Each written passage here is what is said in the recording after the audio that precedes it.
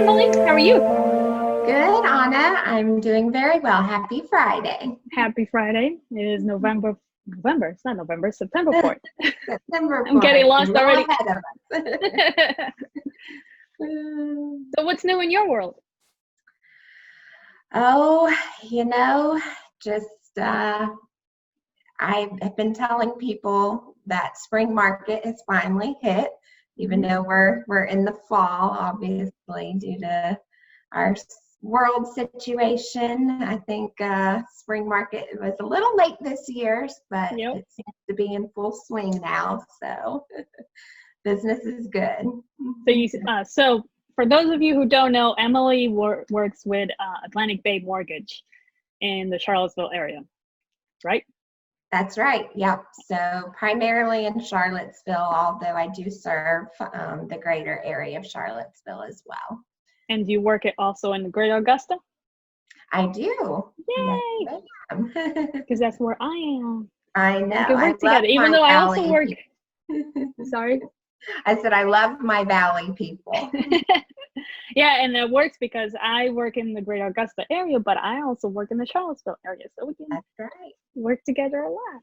Yeah. So are you seeing a lot of loan applications? People trying to buy houses? Yes, absolutely. So, rates have remained historically low. We had a very significant dip in rates earlier this year, around springtime, and we weren't really sure how long that was going to last, but thankfully they have stuck around, and here it is fall, and rates just continue to be in a really good spot. That's what I've been explaining, is that this time last year compared to this time this year, people are getting approved for an average about $50,000 more than what they had the ability to buy last year. So of course that has resulted in an uptick of applications, people trying to take advantage of that and the low rates as well. Yeah. So what is the current interest rate? Yeah, so to give you an example, on a conventional loan right now, purchase price around $250,000. If you put 20% down and you have good credit on a 30-year fixed rate mortgage, today's rate is 2.875%. Wow. Yeah, that's awesome. Incredible. And that would give you a principal and interest payment of $859.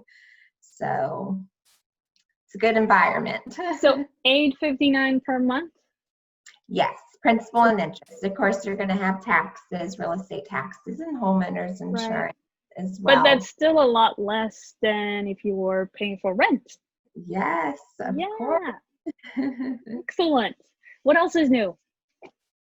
Yeah, so, we're seeing turn times slow down a little bit compared to where we were this time last year in the beginning of the year. Of course, a lot of this is, again, in result of interest rates being good and a lot of applications coming in.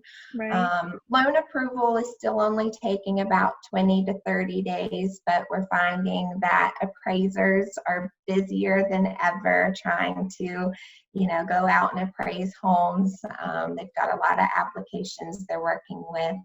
And then title companies and attorneys are advising us that, doing title work and getting the file to closing is taking a little longer. They're really trying to take precautions with COVID and the pandemic, limiting people coming in and out of their office. So that has kind of slowed things down. So right now we're really recommending a safe turnaround time contract to close is about 45 days. 45 days. Yeah, I can see that happening. Yep. Yeah, we certainly, if we can do it quicker than that, we will. But we try to set some good expectations. But what's really nice and helps speed up the process is more title companies are accommodating hybrid e-closings.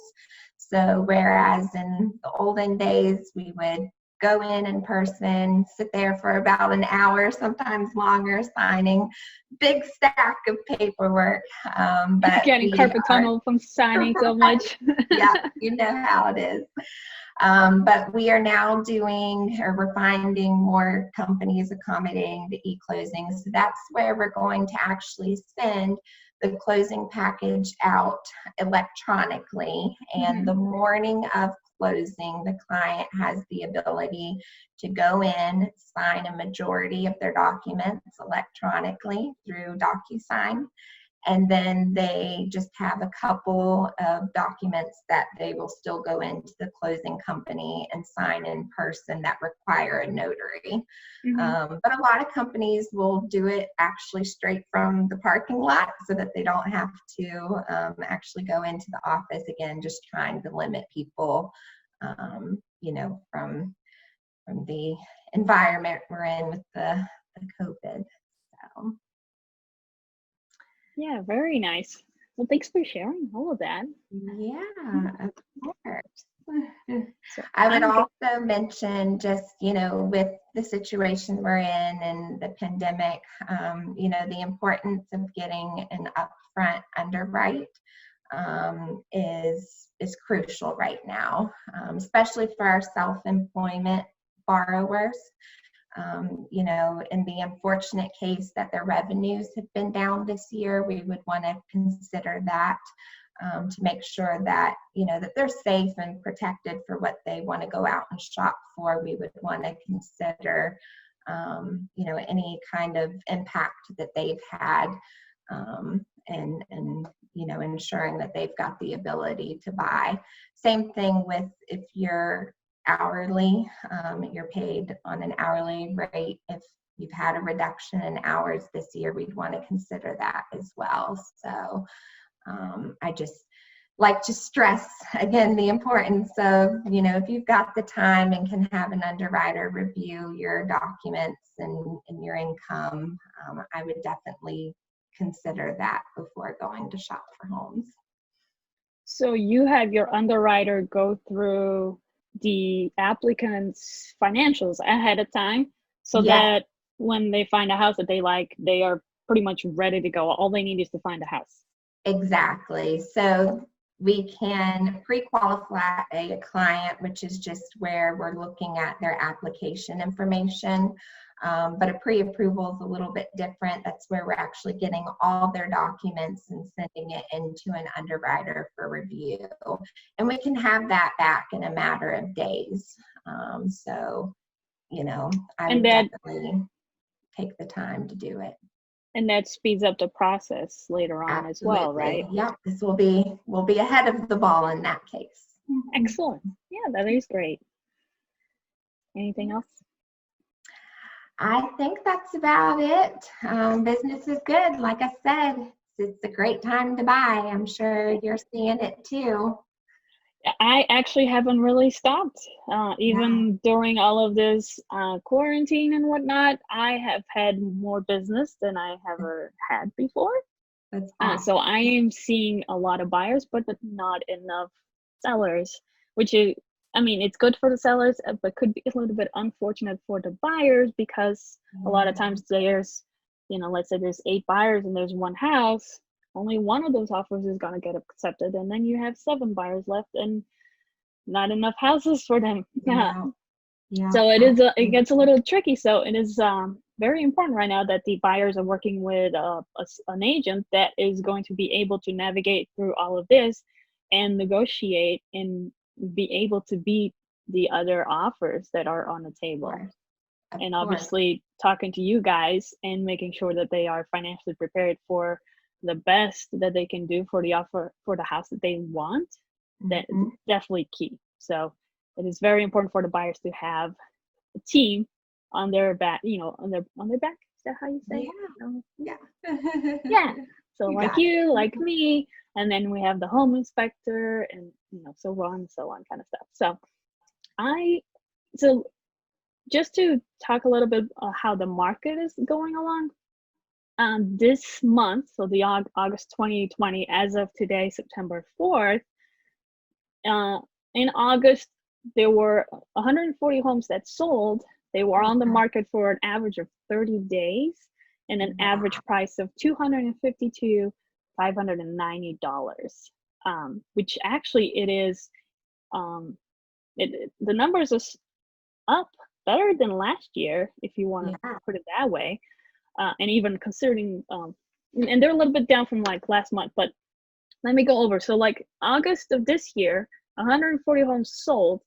Last year, August, 119 homes sold. Wow. So it's 18% up. Yeah. The average days on market this August was 30 days versus last year was 63. So it's like 52% less. And the average price, this is like beyond. Last year's average price was $208,845, and this year is $252,590 on average.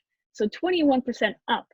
Yeah, that is incredible. Which is very similar to last month as well. So last month, as in like July 2020, the average price was 257. So it came down like 2%. So 257, and August was 252. But it's still a pretty solid market, if you ask me. So going back to the actives now, last year in August, there was an average of 370 homes for sale. This year in August, there was only 193. So that's 48% less homes on the market. But all of these buyers, because the prices are going up now, there's a lot more homes selling than last year. So there's clearly not enough homes right now in the market. So we need more sellers. Yeah. The average, So right now, average day on market right now is 99 days, which is 7% less than last year, which was 106. And the average price of the homes on the market right now is $390,000, 25% more than last year, which was $313,000.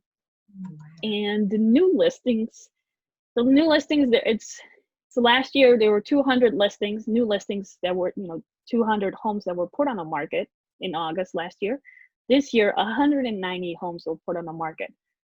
But you can see that a lot of them went under contract, just like really quick too. Yeah.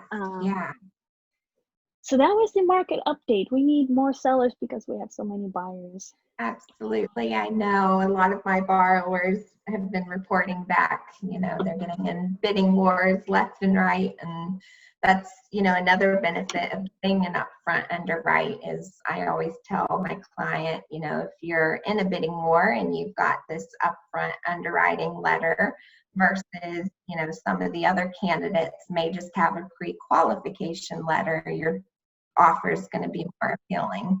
The market's hot.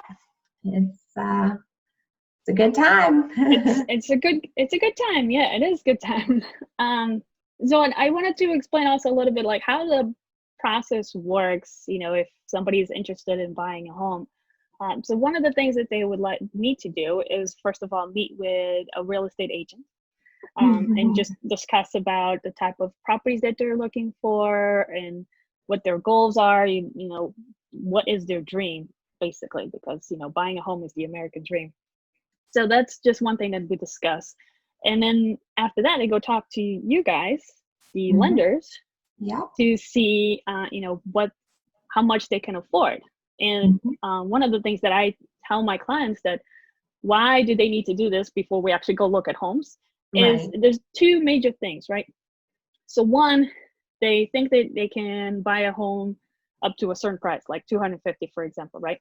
So we're looking at homes at 250, and then we go to put an offer on a house, and they have to go talk to you guys and get, the pre-approval or whatever it is and see how much they qualify. So let's pretend that they didn't go see you guys before we went to look at a house. Then, we see this house at 250, they absolutely love the house, and they go talk to you guys and get that pre-qualification letter, and they can't afford a home for $250,000. So that's kind of like devastating. Absolutely. But the second thing is, let's say we're looking at homes for 250 or under 250, and they go talk to you guys, and it turns out that they can actually afford more, like a $300,000 home or whatever it is. And if they had done that at first, we wouldn't have spent all that time looking at homes below when they could have actually been looking at homes that they really, really loved, and probably would have found the home that they liked in just like one or two homes, the first house that we looked at. Yeah. So those are the kind of things. So I always tell them, before we go look at houses, go find out how much you qualify for, so that we're looking at the right house that you're gonna love, right? Yeah, then I after think that is solid advice. Right.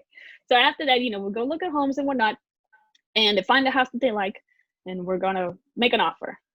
All we have to do is just tell you, hey, this is the property that we want.